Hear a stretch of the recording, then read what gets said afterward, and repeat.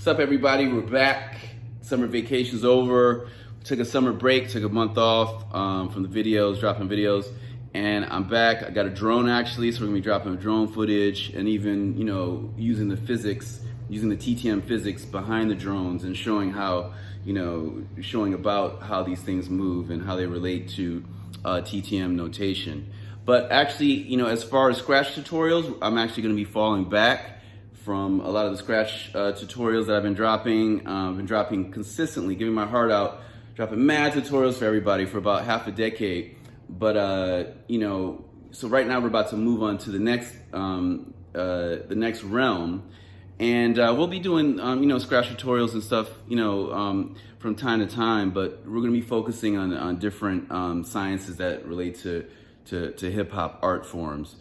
And as well as music theory and music notation in general. So we're gonna be focusing on synthesizers, and we're gonna be focusing on samplers, everything, DVD scratching, video scratching, also rapping as well. And we're gonna be focusing a lot more on lyrical transcription methodology, which is a system of notation that I invented years ago that allows lyricists, whether singers or rappers, to be able to actually notate their scratches. So what you say, I take none of it seriously, and even if I did, I wouldn't tell you so. I'd let you pretend to read me, and then you'd know. So we're gonna be breaking down mumble rap. We're gonna be breaking down traditional boom bap rap, old school, classic, golden era, early 2000s, all different eras. We're gonna jump around, grime, all over. We're gonna go all over the place and focus on the different lyrical structures and the difference between these structures. Because as it stands right now with Rap Genius, even if you have the verse right in front of you, you can't figure out how to rap a song with just the verse. You're gonna have to have at least the actual song and the verse together to figure out how to rap a song. So if you're trying to rap a song, there's basically two ways to do it. Either doing that with the actual song and listening to it and then seeing the verse and reciting it, because then you hear the song and you know how to rap it. Or you can use classical music notation in the sing-song kind of format that you might see in a choir, something like that, where it's the word and the note and they're together. But if you're getting into crazy lyrical patterns, just like crazy scratch patterns, all that stuff kind of gets thrown out the door, because, the classic notation was invented for the monastic, the monk tradition, which, they were using long notes and just singing, and it wasn't based on rap and people doing, triplets and sextuplets and all types of crazy, crazy patterns. So we'll be focusing on from different eras, rappers, we got Tech Nine and Twista and, Jay-Z, just, Organized Confusion, Wu-Tang, all different types of, lyrical innovators, Bahamadia, a lot of rappers that I look up to, Freestyle Fellowship, people like that. We're gonna be focusing on their actual rap structures, and we're gonna be breaking those down. And, so I'm gonna have a series that we're gonna be starting very soon called In Defense of Mumble Rap. Now, with the content of mumble rap, I'm not, with a lot of the negativity and the gun violence and all that type of stuff. But as far as the music is concerned and the actual patterns, I'm a big fan of mumble rap, and I'm a big fan of all the modern trap patterns, because for me, when I hear it as a turntablist, I'm just hearing the patterns. I'm just hearing the triplets and the cross rhythms and all these cool, patterns that people are doing, And so basically we're going to be falling back from the Scratch tutorials, and we're going to be dropping a lot more political science videos, economic science videos as they relate to DJs. So I'm trying to make y'all paper, teaching y'all methods and ways that you guys can not only bring your skills to a higher level, but you can actually bring your finances to a high level. You can bring your raps to a high level. You can bring your lyrics to a high level. Because I always tell DJs, to be able to visualize a lot of these patterns, it's good to be able to vocalize, a lot of these patterns too. So being able to increase your rap skills can also increase your DJ skills, and people that are just rappers, I'm opening the doors in the academy to the rappers now, and we're going to be focusing on a lot of rap stuff right now, because, I've noticed that in the past 5 years, I've been dropping mad videos, giving my heart out to y'all, just dropping mad tutorials, and getting small amounts of views. And then I noticed that the videos where I'm talking about more, political science stuff, everybody's a lot more attentive. So I'm going to be going that direction a lot more in terms of dealing with current events and things that relate to the DJ industry in general. And I will be giving detailed DJ sciences, but we're expanding out into audio production. We're going to be doing tutorials on all different types of things dealing with audio, even electricity and physics and electronics in general, modular synthesis. We're going to be doing a whole bunch of new things this semester. So we're switching it up. We're falling back from just pure, scratch stuff to, we're going to be expanding. We're going to be adding, we'll be doing some juggling and backspinning and stuff too. But really, we're going to be really focusing on the rap. We're going to be bringing in the rap audience so that we can, expand our academy. Because right now, as it stands, there's a lot of, stagnant energy in the turntablist world, where I notice, because I notice people aren't really even trying to make money. It's been my goal to be able to, give back to the DJ community, and so that, we can actually start to have professional turntablists. Because as it stands right now, if you're the best turntablist in the world, you still can't necessarily pay your bills purely off of winning battles like skaters can do. Because, a skater, they can be like, hey, I'm in Anaheim, I just won this battle, I got $800, not a battle, but I won a vert competition, I just got $800, all right, now I'm driving to, I'm driving to San Diego, and boom, I just got $300 at this competition, this local competition. Oh, now I'm about to hit LA and do this bigger competition, I just got $1,500. That's the actual professional skater.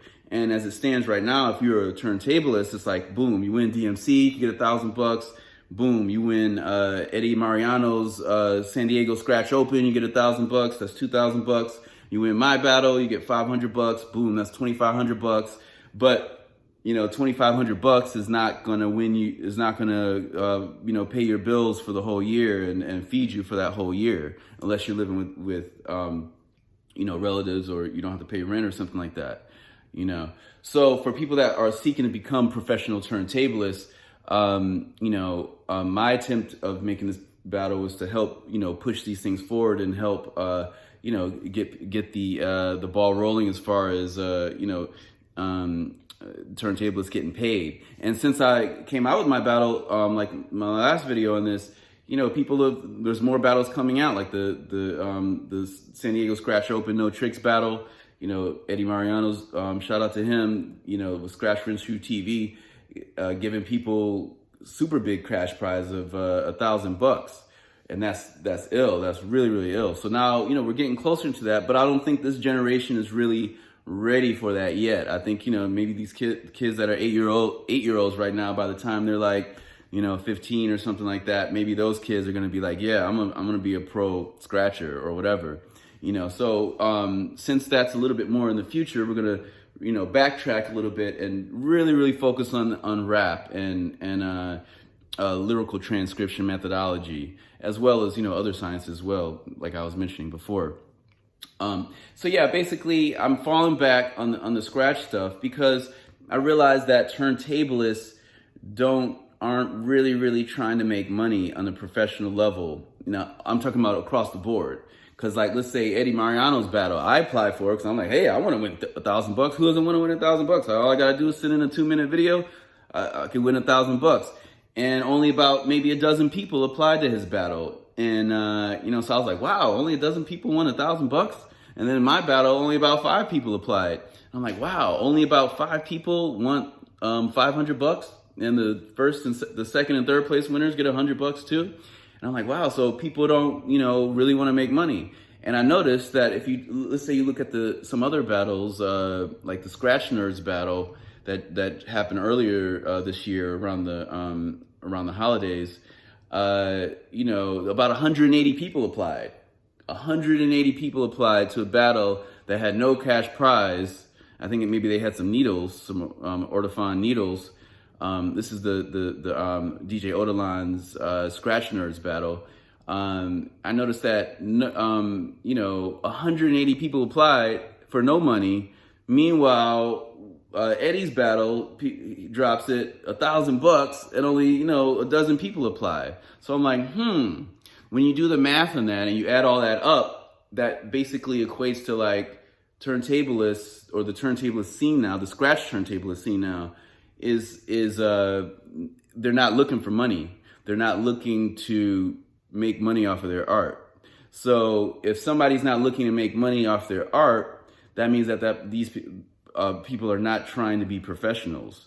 And, you know, in my experience, you know, DJ Ben, he ended up winning Eddie Mariano's battle, the San Diego Scratch Open. And, you know, he's one of my favorite DJs. He's one of the DJs I study. You know, I study about maybe good 10, 15 DJs out there, you know, some of my favorite DJs out there that I study. And DJ Ben is definitely one of them. And he's serious, you know, it's like he's in the, you know, he won the Clash of the Titans last year. I'm not sure if he entered in Clash of the Titans this year, but even they're offering money too. And, you know, they had a good turnout, but they didn't have 180 people like the Scratch Nerds battle. So I'm like, if there's 180 competing turntablists, how come these people aren't coming out every battle? And I noticed that every battle is very different. There's some people are competing in this battle, some people are competing in this battle. You got the cut-to-cut battle that just happened with a good number of people, but still not a lot of people. Not as much as the Scratch Nerds battle. Not 180 people. You know, it might have been 24 people in the cut-to-cut battle. And shout out to Battle Av and you know, everybody at Battle Av and all that stuff. And so I'm like, so, you know, if turntablists aren't really trying to make money themselves, then and I'm sitting here literally trying to hand out free money, like, hey, and only 5 people apply. I'm like, that's kind of weird, you know. So you know, I think that it's more about the next generation being able to kind of build on top of this generation, because, you know, a lot of this generation, maybe we're jaded, we're a little bit older, and, you know, I noticed a lot of turntablists.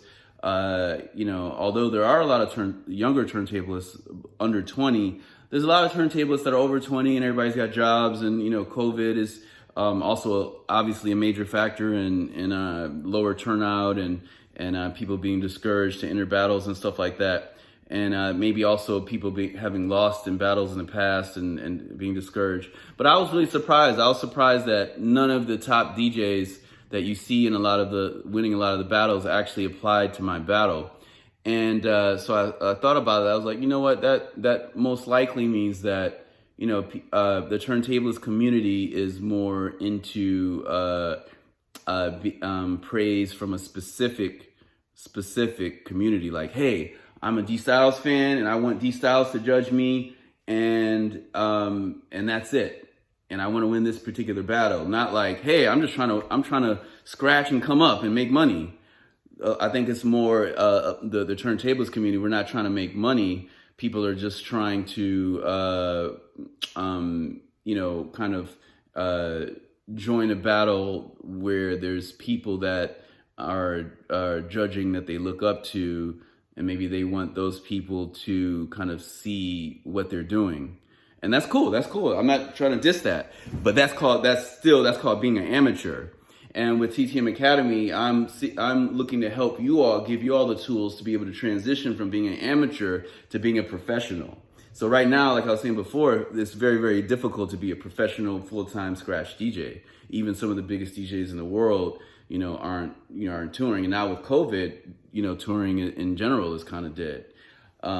Because everything is, you know, live shows have to be, you know, maybe outdoor events that are super spread out. Obviously, DJs are still DJing, but, you know, probably only a small percentage of shows that were happening before are happening. So this new semester, we're going to be switching things up. Summer break is over. And shout out to everybody that's tuning in. Please like and subscribe. I usually never say that, but every now and then I'll say that.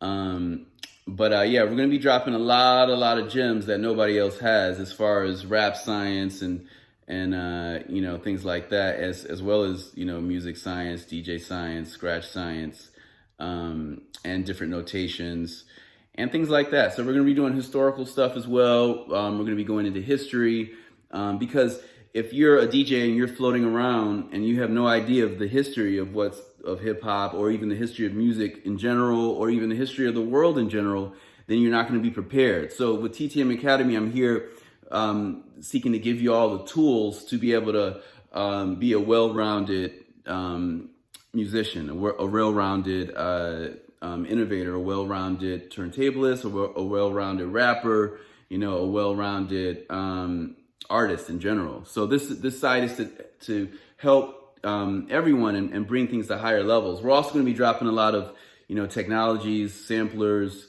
online samplers, standalone apps, things like that. I got the PMOS 100 coming out very, very soon, and the winner of the Scratch Battle is the TTM World Cup Scratch Battle is going to get a copy of that. And I'm going to be, since my battle was actually a grant and only about 5 people applied, I'm going to be opening it up indefinitely until I get maybe about 15 to 20 submissions. Once I get 15 to 20 submissions, then I'm going to close it. But as it stands now, I've still only got about 5 submissions, which is, like very, very interesting. And on that note, it kind of, with all the controversies that's been going around with the riots and all those things, the political science things, we're going to be speaking on that a lot too.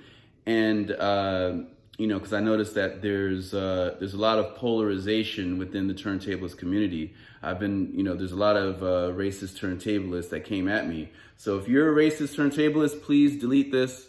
Please delete me. Please unsubscribe. I don't care. I don't care if I lose 1,000. I lost about maybe 20 racist turntablist subscribers, and then I gained about maybe 75 non-racist ones right after that.